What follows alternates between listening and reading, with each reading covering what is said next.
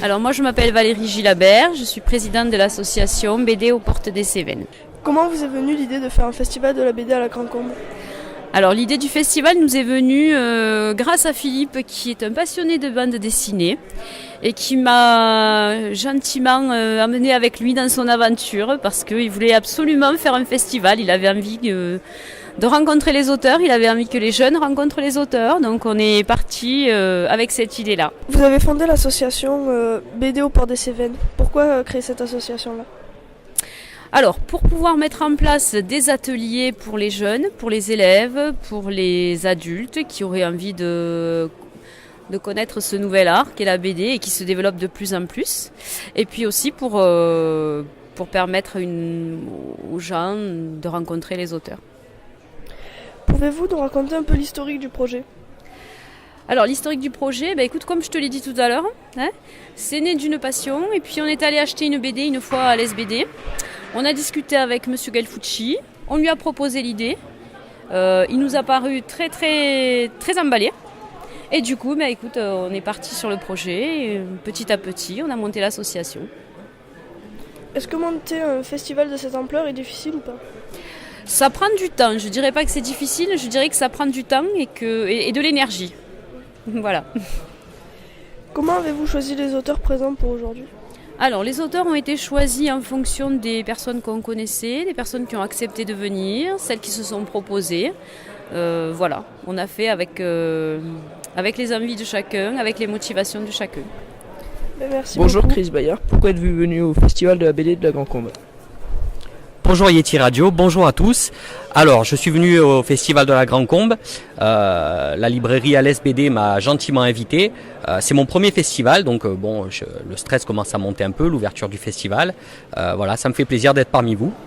Alors, comme je disais, c'est mon premier festival. Par contre, j'ai déjà pas mal dédicacé. J'ai fait une campagne Ulule. Je crois que tout le monde connaît les campagnes crowdfunding. Je ne sais pas si c'est comme ça que ça se prononce.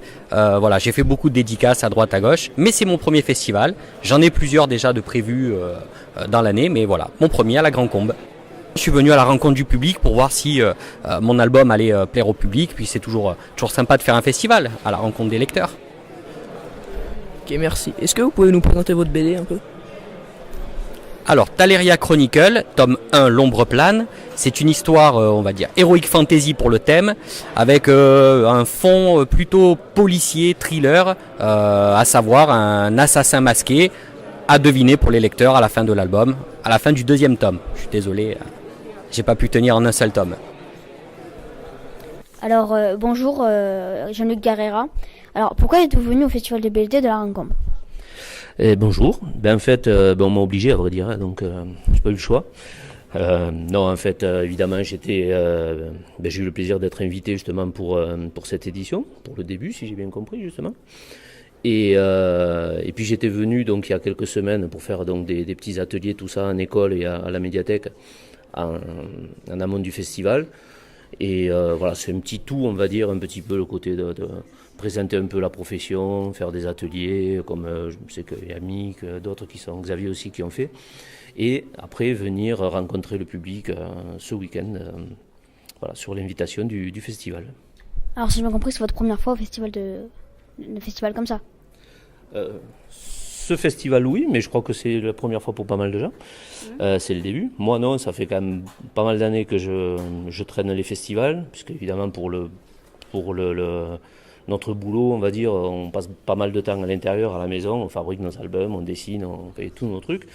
Et après, il y a une petite partie qu'on appelle vulgairement de promotion, où on doit être un petit peu là pour évidemment montrer que ça existe et faire justement des dédicaces au public, rencontrer justement notre public, parce que évidemment ils passent pas tous à la maison boire un café, heureusement d'ailleurs. Voilà. Est-ce que vous pouvez nous présenter de quoi parle votre dernier BD? Alors en fait j'ai deux BD un peu distinctes qui tournent depuis pas mal d'années.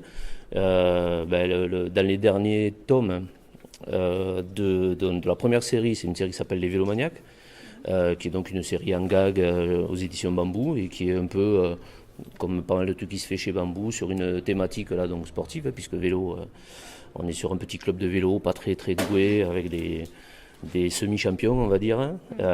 Donc ça rapproche un peu plus le lecteur de ce qui existe un peu autour de lui, puisque évidemment on n'est pas tous champions du monde de vélo ou vainqueurs du Tour de France. Donc c'est ce vélo-là plus que le vélo des professionnels, de la télé et tout. Et donc là c'est de la série d'humour. Et c'est dans la collection avec les rugbymen, les choses comme ça, les gendarmes, les profs, tout ça. Et à côté de ça, j'ai une autre série qui là par contre est, sans être sérieuse, et pas particulièrement une série d'humour, c'est une série jeunesse pour l'Olympique de Marseille. Donc là on est toujours dans le sport. D'ailleurs on voit bien que j'en fais trop, j'en fais du foot et du vélo toute la journée, c'est terrible. Et donc voilà, et là cette série c'est chez un éditeur qui s'appelle Hugo BD et c'est la BD de l'Olympique de Marseille. C'est une BD qui s'appelle Droit au but et c'est sur, ça parle du club mais de manière indirecte. Ça parle du club sur la base d'un petit garçon virtuel qui n'existe pas, qui s'appelle Nino, qu'on a créé de toutes pièces et qu'on montre un petit peu évoluer. Comme n'importe quel enfant qui peut être repéré par un club comme l'OM et qui devient ou pas un professionnel. Voilà. Et tout à l'heure, vous avez dit que vous avez fait un atelier avec des enfants. Et est-ce que vous aimez apprendre des enfants le métier, la passion que vous avez? Oui, moi personnellement, je sais qu'il y a pas mal d'auteurs qui sont des fois un peu moins à l'aise parce que c'est vrai qu'on passe quand même une énorme partie de notre temps enfermé dans notre bureau, un peu tout seul, à bosser. C'est votre coin à vous, quoi. Personne rentre. Ouais, c'est une sorte de grotte, c'est une antre. Alors il y a des auteurs qui aiment bien travailler en atelier aussi. Il existe souvent des auteurs qui sont dans des villes un peu plus grandes. Moi, je suis vers Narbonne, un village à côté de Narbonne, donc je veux dire, l'atelier serait vite réduit, quoi. Mais c'est vrai, quand on a vu Toulouse, Marseille, Paris, il y a pas mal de groupes de dessinateurs qui se font parce que certains auteurs ont besoin de sentir qu'ils ont des horaires de travail, qu'ils ont un moment où ils posent le crayon et qu'ils ne dessinent plus, et avoir une sensation de travail entre guillemets normal. Entre guillemets toujours, hein. Mais c'est vrai que moi justement je fais partie de ceux qui apprécient le fait qu'effectivement on n'a pas un travail normal, on fait déjà ce qu'on a envie de faire depuis qu'on est gamin, ce qui est pas rien. Et c'est vrai que moi je me suis battu pour pouvoir travailler chez moi et avoir les heures que je veux. C'est-à-dire que si je suis en retard, je vais travailler des nuits entières ou je vais faire les week-ends. Et les périodes où c'est un rythme normal, même en semaine, je peux partir avec ma famille, faire un tour à la mer ou faire ce que je veux, comme me promener. Donc c'est vrai que c'est bien d'avoir pour moi en tout cas, c'est bien d'avoir ce truc.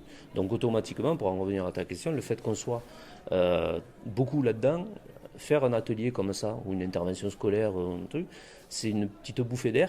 Et puis c'est comme un festival, l'occasion de voir des gens. Et là, en l'occurrence, pour les écoles, comme ce qui s'est passé la dernière fois au collège de la Grande Combe et même à la médiathèque après, parce que majoritairement, il y a quand même plus d'enfants que d'adultes. C'est vrai qu'il y a un côté, moi que j'ai relevé quasiment dès mes premiers ateliers BD, c'est-à-dire que comme on est tout le temps dans un bureau, on dessine, on fait un truc artistique. Il y a toujours des moments où on est le plus nul du monde, où nos dessins sont pourris, où c'est pas beau ce que j'ai fait, je vais le refaire. Enfin, c'est vrai qu'on est un peu trop sur nous-mêmes. Et un festival de BD, moi je le conseille à d'autres collègues qui en font pas, parce qu'effectivement, si à un moment on a un problème d'ego, qu'on se dit là je suis dans le trou, ce que je fais c'est pas bon, on n'aime pas. Là d'un coup, avec des gamins, on est Dieu. D'un coup, ouais monsieur, tu dessines bien, tu fais des dessins au tableau et tout ça. Et c'est vrai que ça paraît bête, mais psychologiquement c'est très vivifiant pour un auteur effectivement d'avoir en gros la réponse directe à ce qu'on fait. Quand je suis chez moi, je dessine, il n'y a pas ma femme ou mon fils derrière qui vient me faire « Ouh, c'est joli chérie », elle vient me faire une hola derrière parce qu'elle trouve que ce que je fais est bien. Donc, je dis pas qu'ils ne me critiquent pas pour autant, mais c'est vrai qu'évidemment, ils ne vont pas faire ça tout le temps. Là, effectivement, on fait un dessin où on montre un truc et de suite, ça a un impact. Et du coup, on fait plaisir à des enfants et tout ça, on fait rigoler un peu, on fait 4 blagues, on fait des trucs. Et c'est vrai que ça fait du bien. Ça devait être remboursé par la Sécu, je pense, ce genre de truc. Bon, merci pour vos réponses à mes questions. Et c'est tout pour cette interview. Au revoir. Au revoir. Bonjour. Qu'est-ce que vous avez pensé du festival ? Moi je trouve ça extraordinaire qu'on ait ce genre d'événement à la Grande Combe avec plein d'auteurs qui font des super dessins sur les livres qu'on découvre. Voilà. Découvrir des nouvelles choses.